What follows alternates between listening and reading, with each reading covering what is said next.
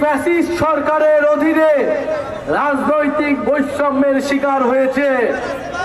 বগুড়ার নাম শুনলে কোনো চাকরিতে নেওয়া হতো না, বগুড়ার নাম শুনলে তাকে কোথাও স্থান দেওয়া হতো না, বগুড়া জেলাবাসীকে নির্বিচারে মিথ্যা ভুয়া মামলা দেওয়া হতো।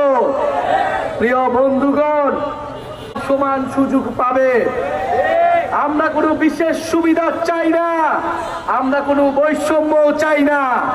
আমরা চাই যার যতটুক প্রাপ্য, যেই এলাকা যতটুক পিছিয়ে আছে সেই এলাকায় ততটুক উন্নয়ন করতে হবে, উন্নয়নের সুষম বন্টন করতে হবে।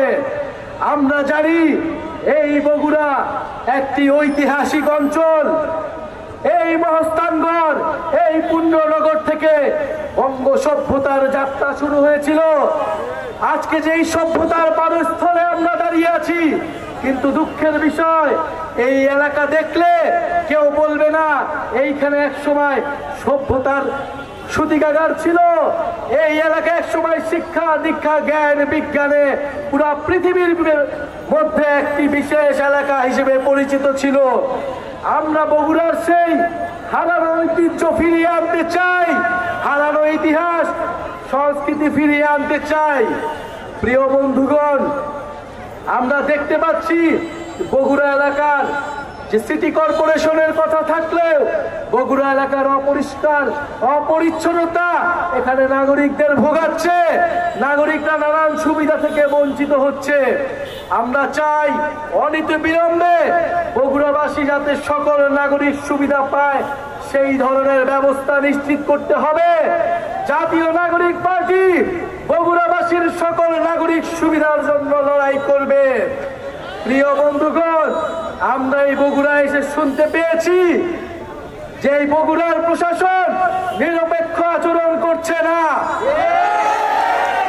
24-এর গণঅভ্যুত্থানের পরে আমাদের দাবি নিরপেক্ষ প্রশাসন, নিরপেক্ষ পুলিশ এবং নিরপেক্ষ আদালত নিশ্চিত করতে হবে। যদি কেউ সেই পুরনো কায়দায় দলবাজ প্রশাসকদের মতো আচরণ করে তার পরিণতিও ফ্যাসিস্ট মুজিববাদীদের দোসরদের মতোই হবে। দেখেন 18 সালের যারা ডিসি ছিল, যারা ভোট ডাকাতি করেছিল তাদের কি পরিণতি হয়েছে। যারা 18 সালের নির্বাচনে নির্বাচন কমিশনার ছিল তাদের কি পরিণতি হয়েছিল। এই দিন দিন নয়, দিন কিন্তু সকলেরই আছে।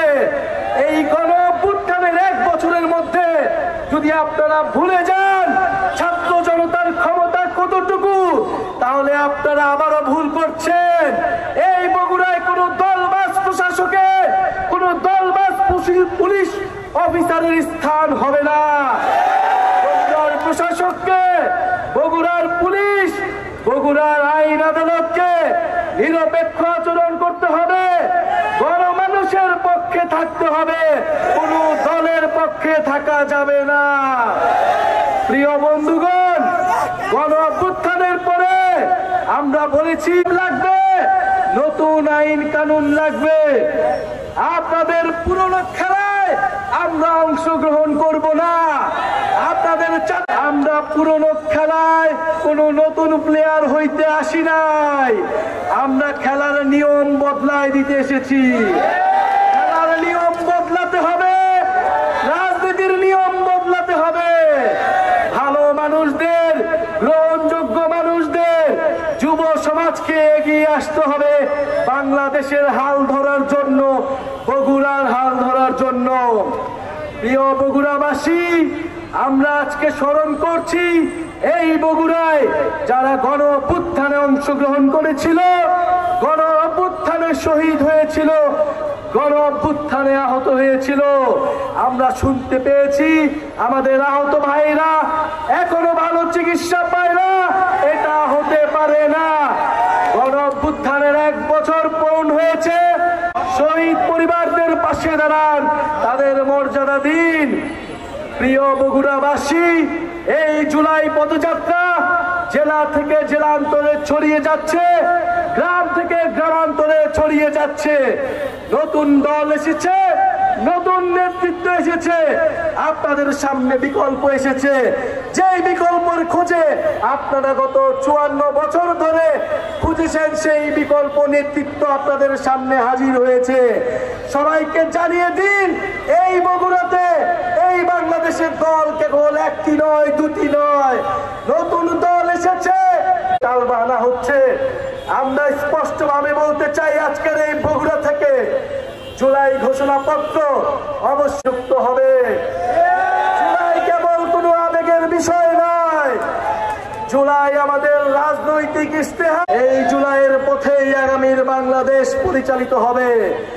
কথা, এই আহতদের কথা সংবিধানে রাখতে চায় না, তারা মুজিববাদের নতুন, কিন্তু স্থান দেব না। মুজিববাদীরা পলাতক হয়েছে, মুজিববাদীরা বাংলাদেশি পার্টি ছিল না, এটা একটা ভারতীয় পার্টি ছিল। প্রিয় বগুড়াবাসী, আমরা বলেছি গণ অভ্যুত্থানের পরে সবকিছু ঠিক করবে বাংলাদেশের জনগণ। আগামী ৩রা আগস্ট শহীদ মিনারে আমরা জড়ো হচ্ছি।